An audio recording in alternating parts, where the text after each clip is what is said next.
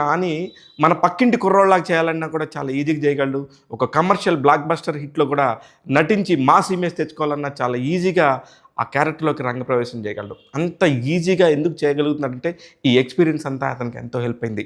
ఇలాగా చేస్తున్న టైంలో అసిస్టెంట్ డైరెక్టర్ పని అయిపోయింది. వాట్ నెక్స్ట్ అనుకున్నప్పుడు ఎందుకో సరే మనం కూడా మాట్లాడగలం, సినిమా నాలెడ్జ్ ఉంది కదా అని 'నేమ్ ఈజ్ నాని' అనే ఒక పేరుతోని శాటిలైట్ ఛానల్‌లోని ఒక రేడియో జాకీగా కూడా పనిచేశారు. అక్కడ దర్శకుడు ఇంద్రగంటి మోహన్ కృష్ణ గారితో ఉన్న చిన్న పరిచయంతోనే ఈ అష్టాచెమ్మా సినిమాకి ఇతనైతే బాగుంటాడు, మన పక్కింటి కుర్రోడ్లాగా ఉండే కుర్రోడి క్యారెక్టర్ కావాలనుకొని నానిని సంప్రదిస్తే హ్యాపీగా ఆ క్యారెక్టర్ ఒప్పుకున్నాడు. కట్ చేస్తే మళ్ళీ చిన్న చిన్న ఫెయిల్యూర్స్.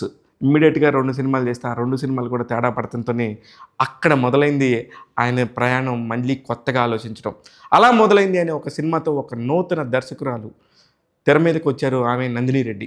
అక్కడ ఇమ్మీడియట్గా ఆ సినిమాతో పెద్ద విజయాన్ని అందుకున్నారు. అప్పటి వరకు ఉన్న నాని ఒక లెక్క, ఆ తర్వాత నుంచి ఉన్న నాని మరో లెక్క. అలాగా మారిపోయింది తన కెరియర్. అక్కడి నుంచి ఇంకా ఎక్కడ కూడా ఆగలేదు. సినిమా హిట్లు లేకపోతే ఫట్లు సంబంధమే లేదు.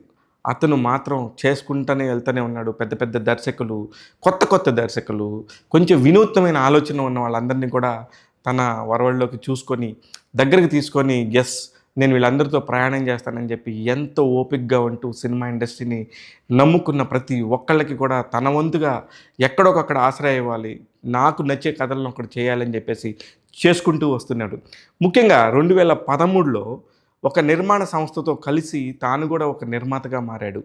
ఎవరైతే ఇప్పుడు రాజ్ నీడిమోర్ అని చెప్పేసి దేశవ్యాప్తంగా పేరు ప్రఖ్యాతులు ఉన్నాయో అలాంటి ఒక నిర్మాణ సంస్థ, అలాంటి వాళ్ళిద్దరు కూడా దర్శకులు, వాళ్ళతో కూడా కలిసి డి ఫర్ దోపిడీ అనే ఒక సినిమాని 2013లో నిర్మించారు నాని.